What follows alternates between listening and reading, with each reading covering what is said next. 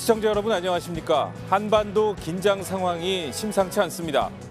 북한이 잇따라 미사일을 발사하고 공군기로 시위 비행까지 벌였습니다. 핵실험 가능성도 높아지고 있습니다. 북한의 무력 도발 배경과 우리 측 대응 방안, 신범철 국방부 차관과 점검해 보겠습니다. 이어지는 순서에서는 이번 국회에서 여야가 치열하게 맞붙을 3대 쟁점 법안들 여야 정책위 의장과 토론해 봅니다. 일요진단 라이브 지금 바로 시작합니다.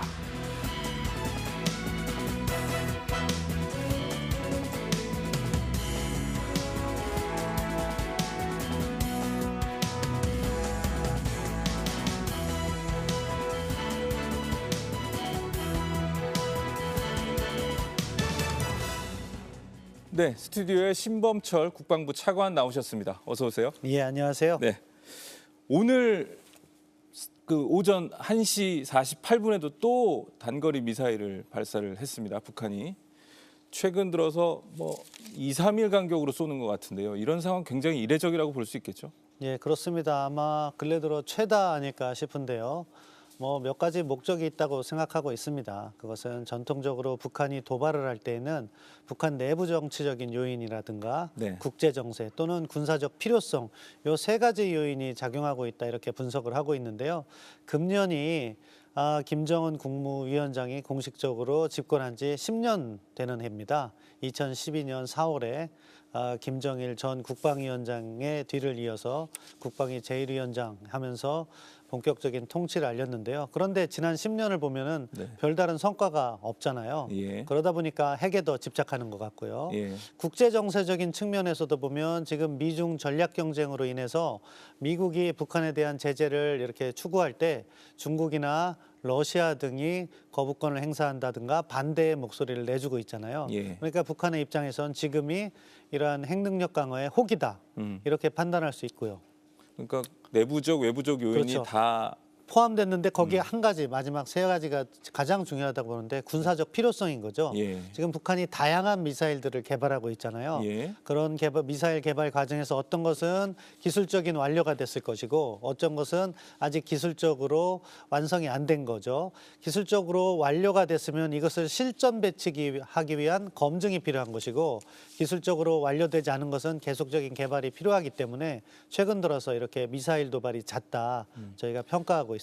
그러면 요즘 발사하는 양태를 보면 장소나 시간이 굉장히 다양하더라고요. 종류를 섞어 쏘기도 하고 이런 것들이 방금 말씀하신 그런 어떤 테스트 성격 이런 거라고 볼 수 있나요? 예, 다 포함되어 있죠. 어느 지점에서 할 것인가 그리고 어떤 무기 체계를 활용할 것인가 하는 부분에 있어서 북한은 나름대로 다 계산이 있다고 봅니다. 네. 우리 역시 그것을 면밀하게 분석하고 있거든요.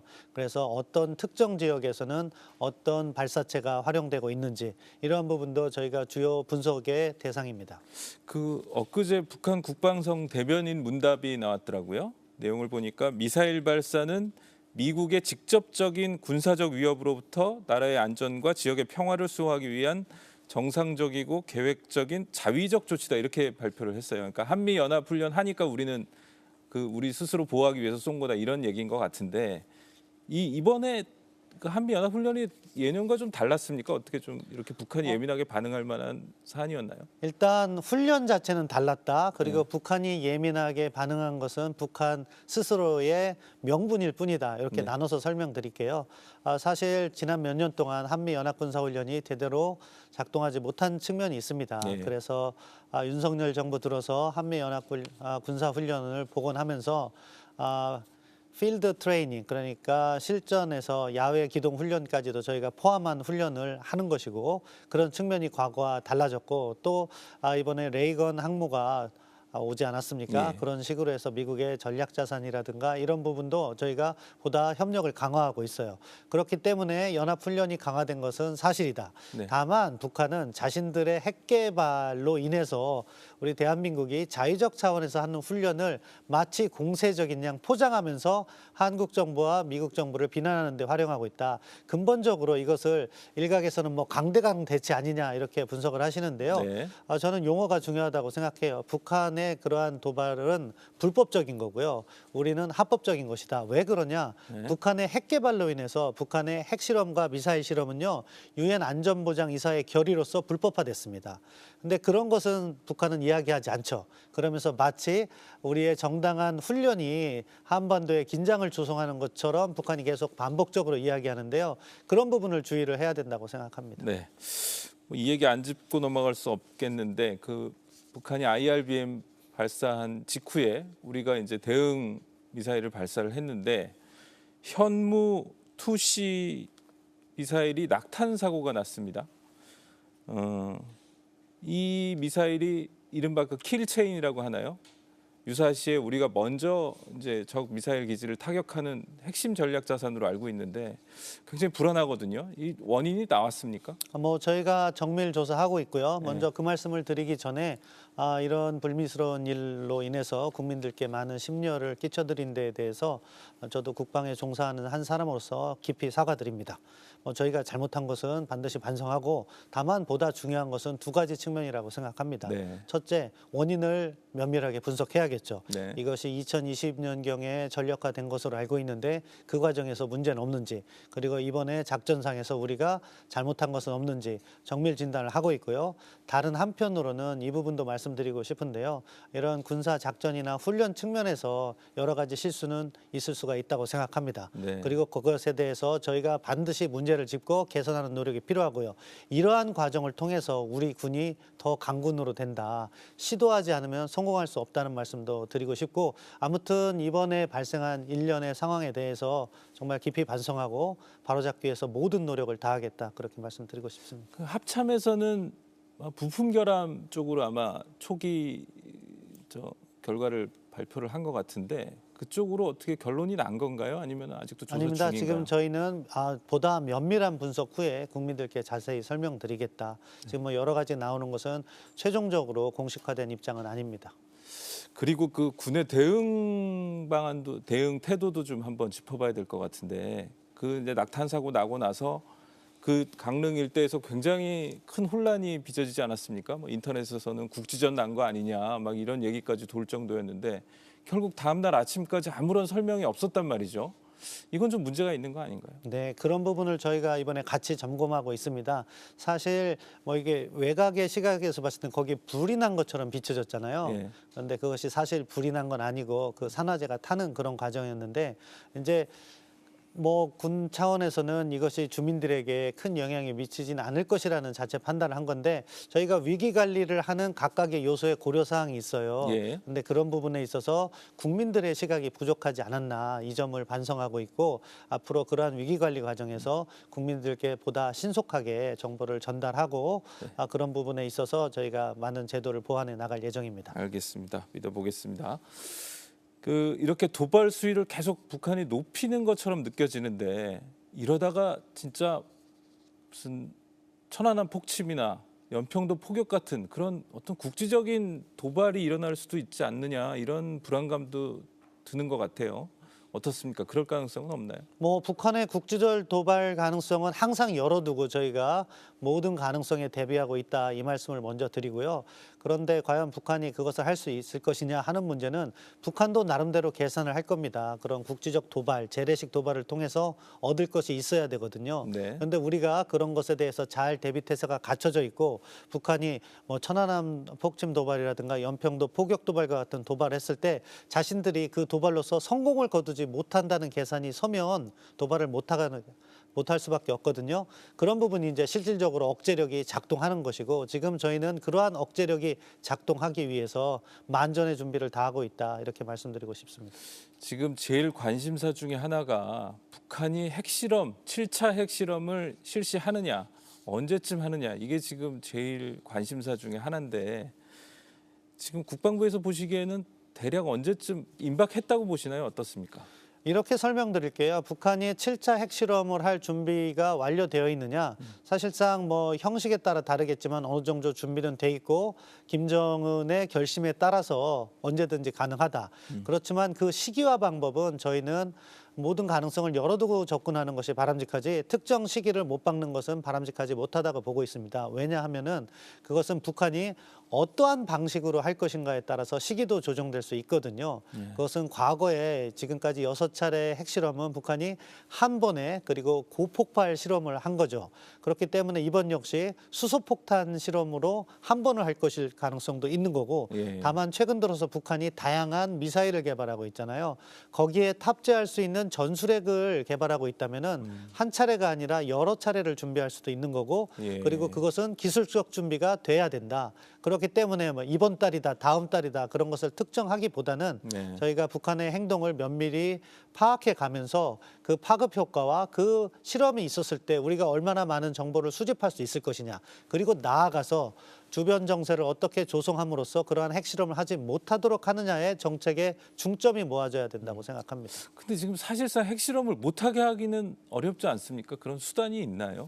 지금 외교적 차원에서는 주변국 공조를 강화해야 하는 거죠. 예. 물론 그런 제한 요인을 감수하고서라도 김정은이 결심을 하면 핵실험을 할 수 있을 겁니다. 네. 다만 핵실험한 이후의 상황은 중국이나 러시아가 반대하는 상황에서 핵실험을 했을 때와 중러가 묵인하는 상황에서 핵실험을 했을 때는 전혀 달라질 수 있거든요. 따라서 우리는 그러한 외교적 노력을 병행하는 것과 동시에 군사적 차원에서는 그러한 핵실험이 어떠한 의미를 갖느냐에 대해서 면밀히 분석할 수 있는 준비를 해놓고 있어야죠. 네. 7차 핵실험에 관심이 가는 이유 중에 하나가 이게 이제 말씀하신 것처럼 소형화, 경량화해서 전술 핵으로 사용할 수 있게 되는 이제 아주 분기점이 될 수도 있고 또 수소탄 실험이 될 수도 있다는 거잖아요. 지금 북한 핵 기술 수준 어떻게 평가하고 계시나요? 사실 뭐 고도화되었다 이렇게 평가할 수 있는 것이고 지난 네. 2017년에 6차 핵실험만으로도 상당한 폭발력을 보여줬거든요. 그렇기 때문에 사실은 전략핵 차원에서 위력이 강한 그런 핵무기는 어느 정도 그런 역량을 갖추고 있다고 보는 것이 맞는 것 같고요. 예. 다만 전술핵 자체는 아직 북한이 테스트를 한 적이 없기 때문에 예. 어디까지 발전해 왔다고 저희가 평가할 수는 없을 겁니다. 일단 발사체 자체는 북한의 연이은 미사일 발사 실험을 고려할 때 어느 정도 투발 수단에 있어서는 성과를 거두고 있지 않은가 하는 분석이고요. 다만 전술핵의 그 핵 탄두 부분은 아직 검증이 되지 않았기 때문에 저희가 계속해서 주시해야 된다 이렇게 말씀드리겠습니다. 그 2018년 9월에 그 9.19 남북 군사 합의를 남북이 이제 체결을 했잖아요. 일체의 적대 행위를 중지하겠다. 근데 지금 상황이 이게 지금 적대 행위를 중지를 한 건지 중지하면서 그 선을 지키고 있는 건지 아니면 이걸 넘고 있는 건지 좀 애매하거든요. 어떻게 평가하시나요? 사실은 면밀한 해석을 보면은 적대 행위를 계속 하는 겁니다. 이 적대 행위라는 개념은요 상당히 넓어요. 과거부터 남북이 논의된 적대 행위라는 그 용어 자체를 보면요 상대방에 대한 비방 중상도 적대 행위로 포함될 적이 있었어요. 그런데 이렇게 핵실험을 한다거나 말로써 위협을 한다거나 또는 9.19 군사 합의에 있는 내용조차도 북한이 명시적으로 위반하는 행위가 지금 반복되고 있거든요. 그런 점을 고려할 때 지금 중요한 것은 북한이 9.19 군사 분야 부속 합의서를 이행하게 만드는 것이 가장 시급한 문제라고 보고요. 예. 그러한 부분과 관련해서 우리가 이것을 어떻게 지켜나가게 할 것인가. 그리고 네. 만약에 정말로 북한이 그러한 9.19 합의를 중대하게 위반하는 상황이 반복된다면 우리가 이것을 어떻게 볼 것인가에 대해서 면밀한 검토가 필요한 상황이 오지 않을까 싶습니다. 네. 일단 북한이 이런 도발을 계속한다면 우리로서는 이제 대응을 해야 될 텐데 역시 한미 연합 대응이 가장 기본적인 대응 체계가 되겠죠. 이 부분은 어떻게 지금 준비하고 계십니까? 예, 말씀하신 것처럼 한미 연합방위 체제를 유지하고 있는 만큼 그 부분이 중요하다고 먼저 말씀을 드리고요. 북한의 핵실험에 대한 대응은 전 정부적 대응이다 이렇게 네. 말씀드릴게요. 첫 번째로 외교적인 차원에서는 북한에 대한 제재를 강화하고 네. 국제사회의 여론을 갖다가 결집하는 부분이 있고요. 군사적인 차원에서는 우리가 독자적인 억제력을 보여주는 부분도 필요하고 건설하는 부분도 필요하다. 네. 동시에 말씀하신 것처럼 한미 연합방위 체제가 굳건함을 또 과시해야 되는 것이고 나아가서는 한미일 안보 협력 그것보다 더 나아가서는 지난 6월 말에 윤석열 대통령께서 나토를 방문하셨잖아요. 그런 것들이 다양한 지역 협력체와의 그러한 네트워크를 확산시켜 놓음으로 해서 우리가 보다 튼튼한 억제력을 가지고 있다는 점을 북한에게 전달할 필요가 있는 거죠.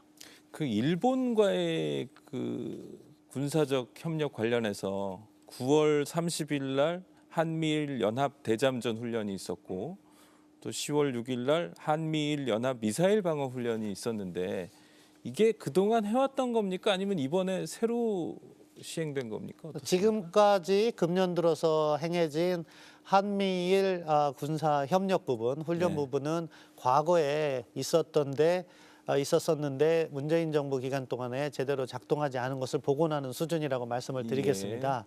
다만 이제 앞으로 어떻게 될 것인가 하는 부분이 더 중요하다고 보는데 네. 그런 부분은 우리가 북한의 핵위협이 고도화됨에 따라서 대응할 필요성이 있는 부분을 해나가지만 근본적으로 한미일 안보 협력이 더 확산되기 위해서는 그 바탕이 될 수 있는 한일 관계 개선이 함께 가야 된다 이런 인식을 갖고 있고 이 부분과 관련해서 뭐 대통령께서 명확한 지침을 과거부터 일관되게 주시고 있다고 생각합니다. 그것은 올바른 역사 인식에 기반해서 미래지향적인 한일 관계를 만드는 토대 위에서 군사 분야의 협력도 진행될 것이다. 그 말은 군사 분야가 먼저 앞서가기는 좀 어렵다 이런 말로 해석해도 될까요? 필요한 부분에 있어서는 저희가 유연하게 대처를 해나가야 되겠지만 원칙적인 부분에 있어서는 한일 관계 개선이 수반되어야지 한미일 안보 협력도 강화된다 이렇게 말씀드릴게요. 지금 이제 한미일이 한 축이 되고 또 북중로가 한 축이 돼서 약간 신냉전 국면으로 가는 분위기잖아요. 국제적으로 봤을 때. 이렇게 됐을 때 결국 한반도는 계속 긴장 상황이 고조되고 평화는 점점 위태로워지는 거 아닌가요? 항상 불안한데 이런 식으로 갈 수밖에 없습니까? 어떻습니까? 좀 많은 분들께서 그런 걱정을 하고 계세요. 그런 두 가지 측면을 말씀드릴게요. 하나는 현재 흐름 자체는 미중 전략 경쟁이 워낙 거세지고 다른 한편으로는 유럽에서 우크라이나 전쟁이 있다 보니까 단기적으로는 마치 한미일 대 북중로의 대결 구도가 만들어지는 것처럼 보여지는 것은 사실입니다. 그런데 이 외교라는 것은 국가 안보라는 것은요. 어느 한순간을 딱 잘라서 보는 그 스냅샷이라기보다는요. 일종의 흐름의 연속선상을 읽어야 되는 그 플로우 개념을 저희가 반드시 고려해야 된다고 봐요. 그렇다면 북한의 핵 개발이 중국과 러시아의 국가 이익에 보탬이 되느냐? 그건 아니라는 거죠. 그 점을 저희는 계속해서 부각하면서 북중러 협력이 견고화되는 것을 막아야 된다. 따라서 이런 장기적인 안목을 가지면서 대처해 나간다면은 일각에서 염려하시는 것처럼 지금 한미일 대 북중러의 그 냉전 구도가 오는 것은 어느 정도 우리가 예방할 수 있다. 그렇게 볼 수 있겠습니다. 그 결국 우리가 원하는 건 평화잖아요. 대결이나 전쟁이 아니니까. 이 평화를 위해서 윤석열 정부에서도 이제 담대한 구상을 내놨는데 이런 상황에서 이게 과연 실효성이 있을까 이런 의문이 드는 것도 사실입니다. 어떻습니까? 마찬가지로 지금 이 순간을 잘라서 보기보다는요. 연속선상에서 봐야 된다는 말씀을 드릴게요. 일단 담대한 구상 자체는요. 사실은 어느 보수 정부의 아이디어만을 담은 것이냐 아니라고 생각해요. 그간 여러 보수 진보 정부를 거쳐오면서 우리가 대북 정책을 통해서 얻었던 교훈들이 다 담겨 있다고 봅니다. 그래서 한 측면에서는 튼튼한 억제, 힘 있는 평화를 추구하는 측면이 있어요. 그렇기 때문에 우리가 국방력을 강화시키고 동맹을 강화시키는 거죠. 다른 한편으로는 북한에 대한 대화를 유연하게 열어놓는 접근을 하고 있는 것이 담대한 구상입니다.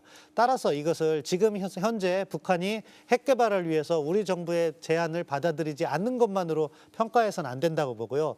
이것이 올바른 방향이냐 또는 지속 가능하냐 이 두 측면을 봐야 되는데 올바른 방향인가에 대해서는 억제력을 강화하면서 대화의 문을 열어놓는다는 데는 많은 국민들께서 공감하실 거라고 봅니다.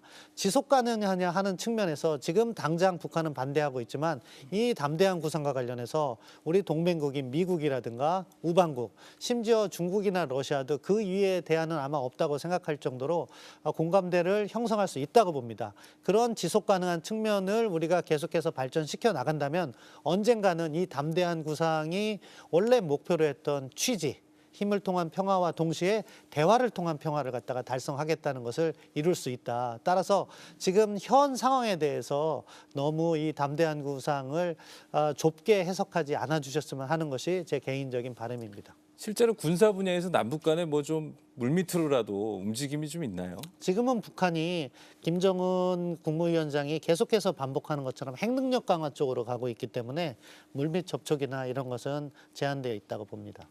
마지막으로 지난달 미국에서 한미 고위급 확장 억제 전략 협의체 회의가 열렸잖아요. 거기 차관님 참석하셨는데 실제로 확장 억제 전략 어떤 게 논의가 됐나요? 좀 구체적으로 알려주실 수 있을까요? 네.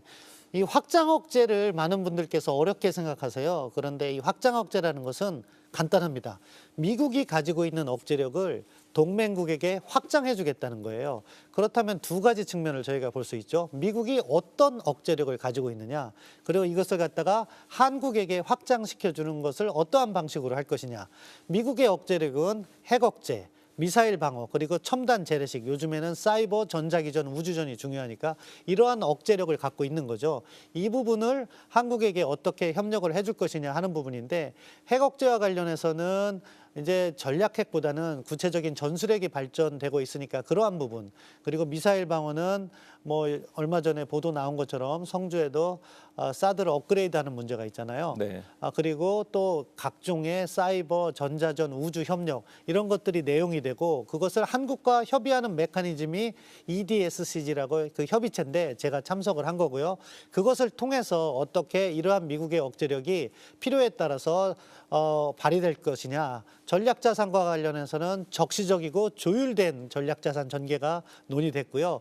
그것을 또 구체화하기 위한 한미의 협력, 훈련 부분이 있잖아요. 그것은 뭐 테이블탑 엑서사이즈라든가, 그러니까 도상 훈련이라든가 이런 부분과 관련해서 단계적으로 구체화되고 있다. 그러한 것들을 논의한 협의였다. 이렇게 말씀드릴 수 있겠습니다. 네, 오늘 말씀 여기까지 들어야겠네요. 그 국민들 좀 안심할 수 있도록 국방 안보 철저히 대비해 주시길 부탁드리겠습니다. 네, 저희가 더 노력하도록 하겠습니다. 네, 감사합니다. 감사합니다.